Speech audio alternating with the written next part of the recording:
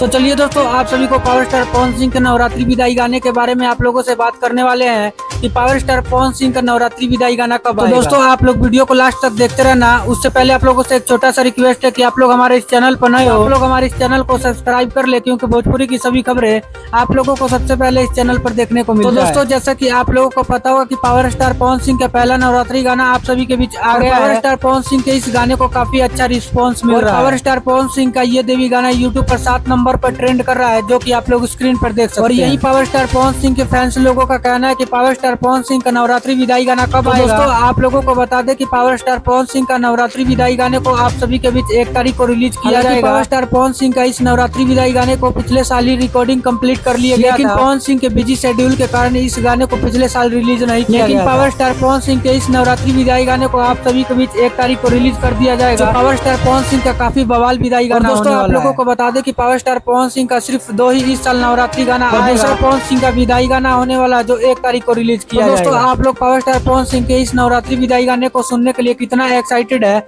आप लोग अपना राय नीचे कमेंट बॉक्स में जरूर दें। आप सभी से किसी नए वीडियो अपडेट के साथ, जब तक के लिए जय बिहार जय भोजपुरी।